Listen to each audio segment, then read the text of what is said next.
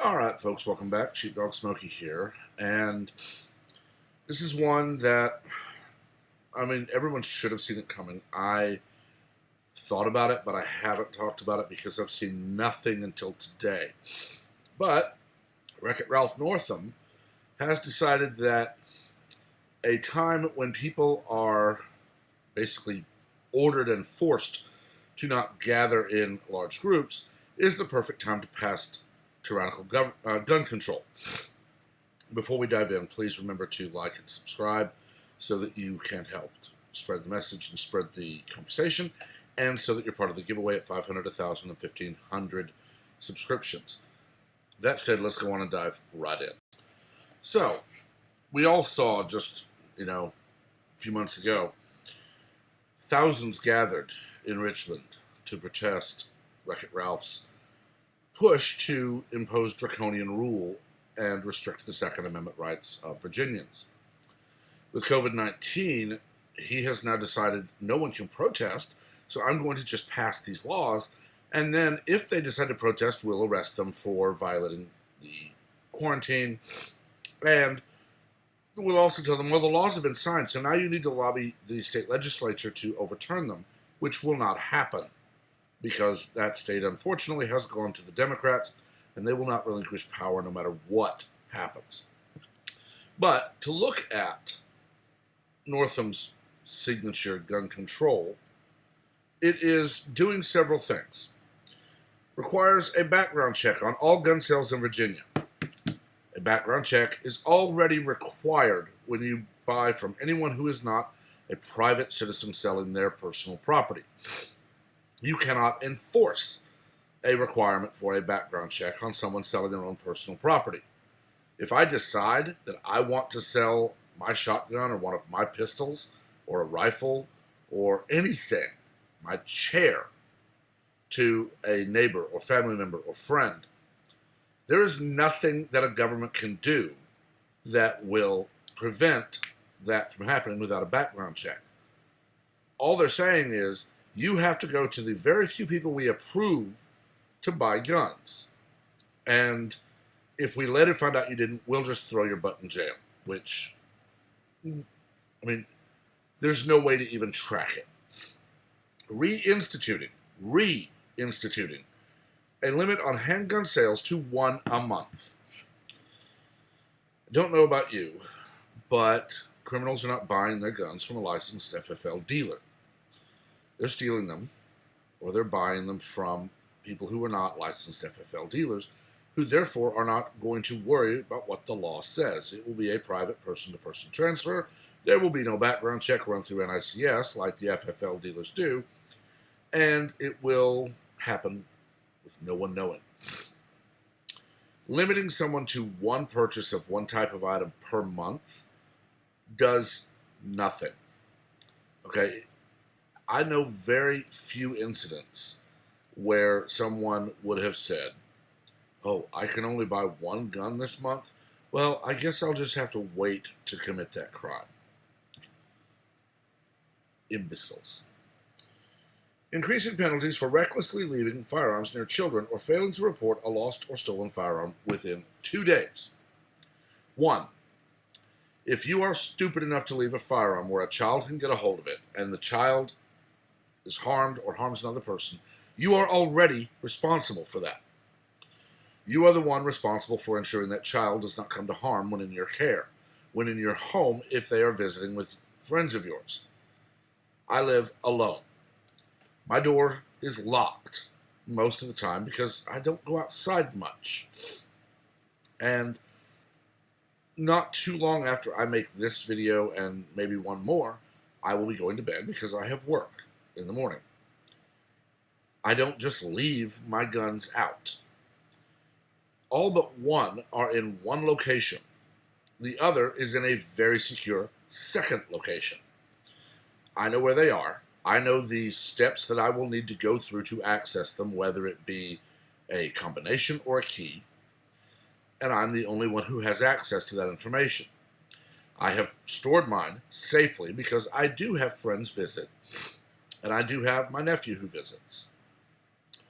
He thankfully, was raised as I was. You do not touch a firearm that you do not own without the owner's permission and consent and supervision.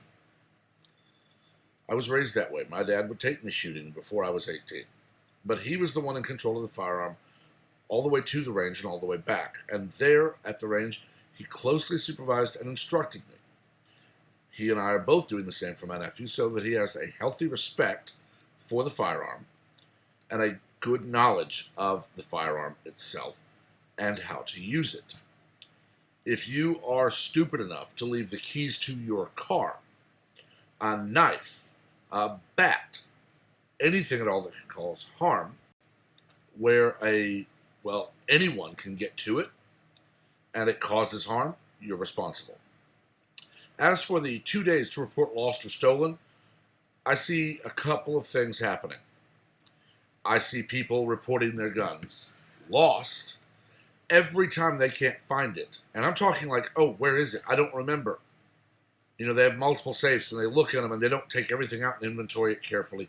So within an hour or two, they report it lost. Then a day or two later, no, never mind. I found it. And I see police starting to issue citations because you're wasting their time. I know several people who own businesses. They are gun owners. Some of them. They have a location in their vehicle, a location at their home, sometimes multiple, like me, and at least one location at their office where they can safely store a firearm. Imagine, though, you are not sure which firearm you took to your office the last time, and now you're restricted because you're not essential, so you can't go to your office. You report your firearm stolen. The police report it stolen or lost.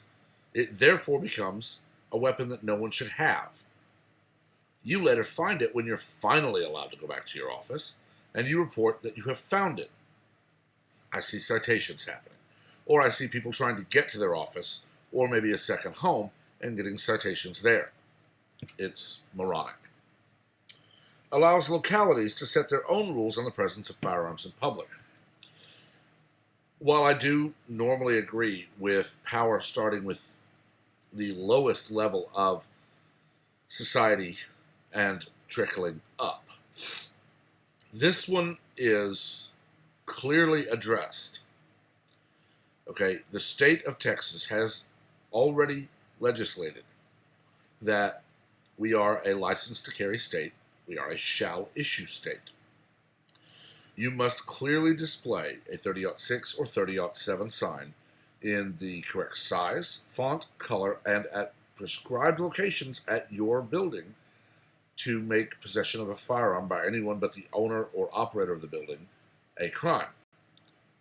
If you go to a place like a bar, they will have a different sign where it very clearly states they are a business that earns more than 51% of their profit for the sale of alcohol for consumption on the premises. That's illegal by state law. They have no choice but to display that sign. School districts are slowly being allowed to choose whether or not their teachers might carry. But other businesses may post the 30-07 or 30-06 sign, 30-06 for conceal, 30-07 for open carry, to prohibit the carrying of firearms on their premises. Therefore, saying that a city can decide this, using Texas as an example, Ultra Blue Houston might have their city council and mayor decide, we don't want anyone carrying a gun. And they ultimately say the city of Houston will be posting 30-06 and 30-07 signs every 10 feet, metaphorically. No one may carry in this city, which violates state law because the city has no power to do that other than on city property. And that will be very dangerous because you'll get city managers and mayors changing their mind every 20 minutes. Prohibiting those subject to a protective order from possessing firearms. If you are charged with a crime and convicted of a crime and issued a restraining order, you become a prohibited possessor. Domestic violence does that. Okay?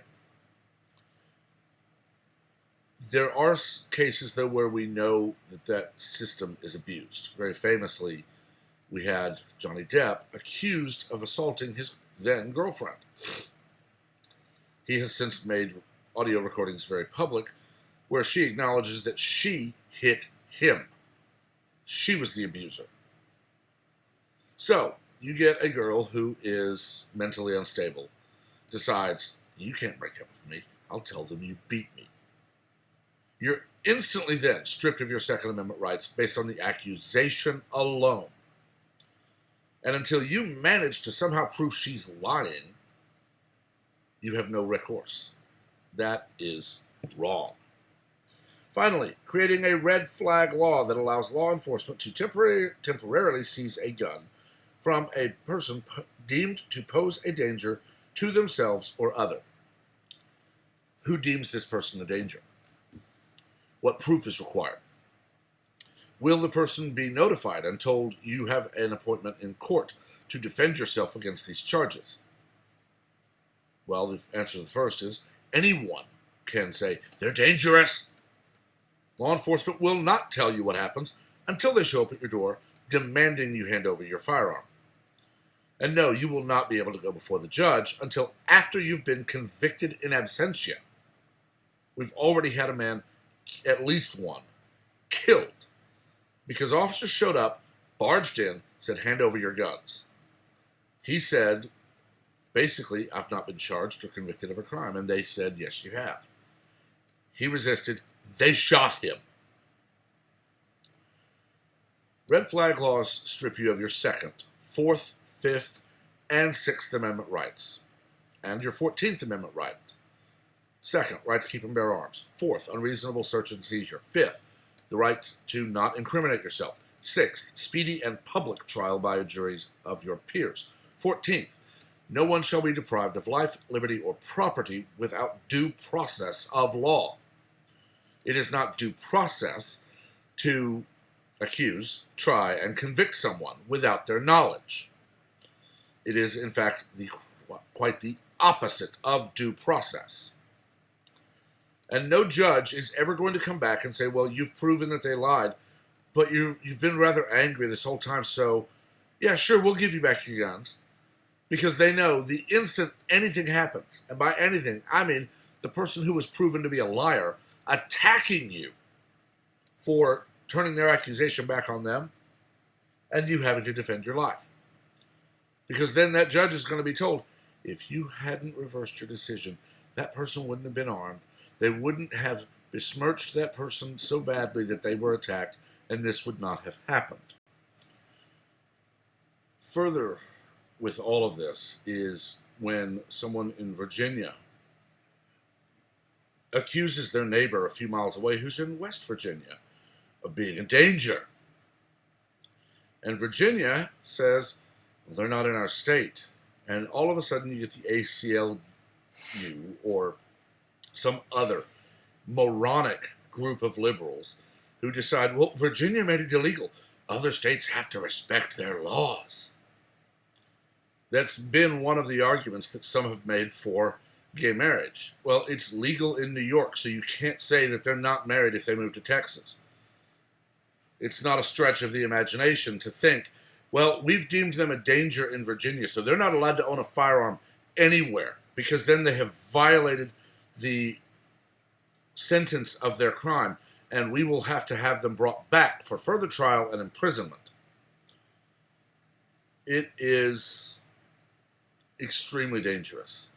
Ralph Northam is a tyrant, as are those in the Virginia State House and the Virginia State Senate and on the Virginia Judiciary, who are either idle or supporting this move to strip Virginians of their Second Amendment rights as well as others. I hope that this is litigated.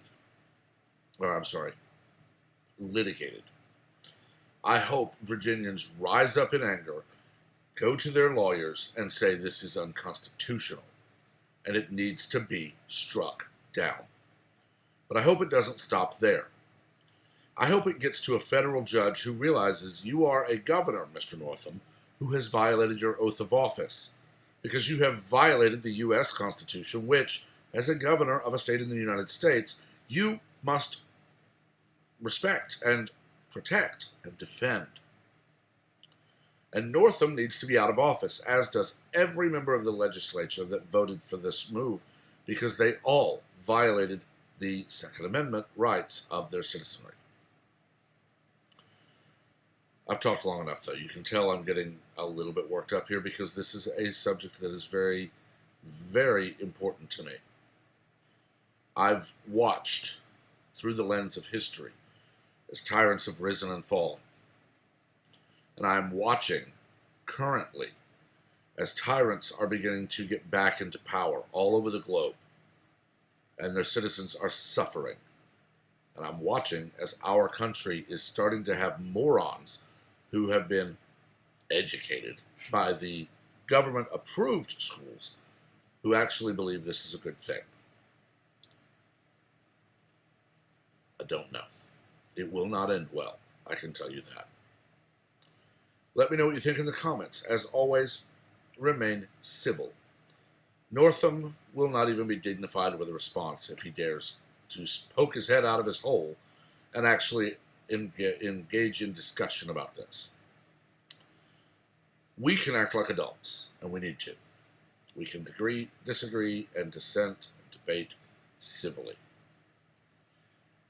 Beyond that, please remember to like and share the video to widen the conversation, and to subscribe and turn on notifications so you're aware of all new content as it posts. Until next time, stay safe, stay smart, stay healthy. Right now, stay home if you can, and if you can't, be careful. Everyone have a wonderful day.